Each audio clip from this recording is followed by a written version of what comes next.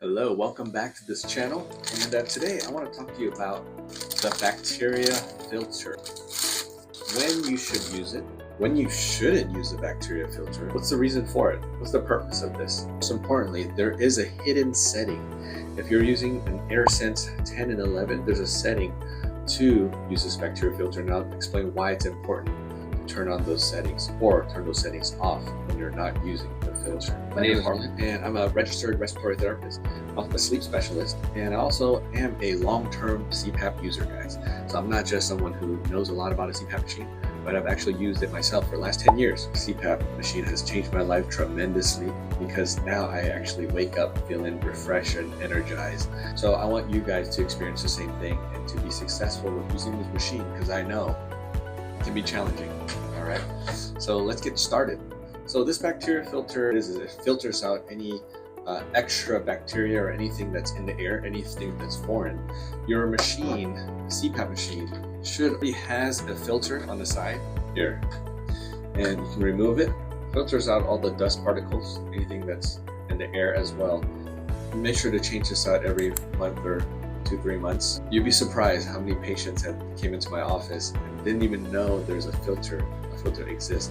If you look closely, you can kind of see some dark spots. It's time to change it. Okay, I'm not even put this back in. It's like stage 1 dust filter, and this is the second level. You would use this with some severe allergies. If you're feeling sick, you can get one of these. You see that it's just an extra layer of protection. At our clinic, we use these for the trial CPAP machines. So when you're trying the CPAP out in our clinic, we give them a used machine to try, and we put one of these filters on. Okay, so we use these filters very often in our AirSense 10s and 11s for those who are using a trial machine, because you just want to feel safer when you're using a machine that's not 100% yours. With that said, people have returned their CPAP machine, and when I removed their filter after 2 to 3 weeks of trial, this filter is brown. People who live in a smoking household, when they return the machine, you'd be surprised. This filter it's brown. It's pretty gnarly. Number 1, don't smoke.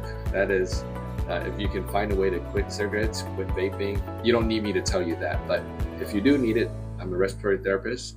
I've seen patients who suffer from COPD. It's just not worth it. I see people coming in with oxygen, and so anyways, don't smoke. And this bacteria filter, there's just an extra layer of protection to filter out any extra particles that's in the air that the level 1 filter is unable to filter out. Second important part, when should you not use this filter? When should you not use this filter? And a lot of people don't talk about this part, is when you have a humidifier. Let me show you where this filter actually attaches to. So on the back of the machine, here, there you go. Afterwards. That makes sense? Here's the problem. When you're using a humidifier, the humidified air goes past through the filter and then gets to you. It doesn't really make sense. Why? Because the filter will capture that moisture.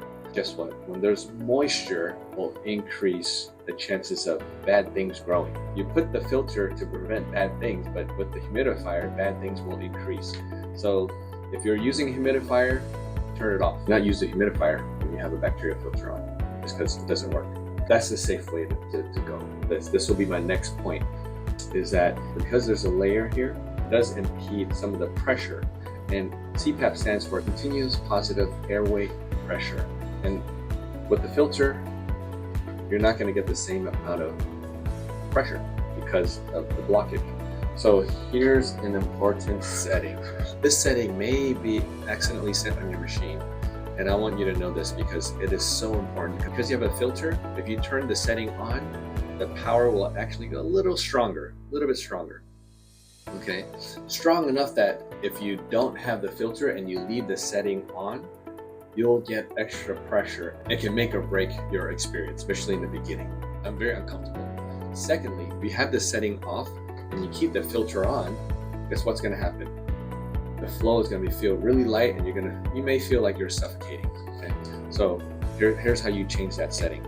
Make sure you go to My Options, hold these two, and boom, There you go. Something changed there, right? Now it says clinical settings. You go to all the way down to AB filter. That's when you turn it yes or no.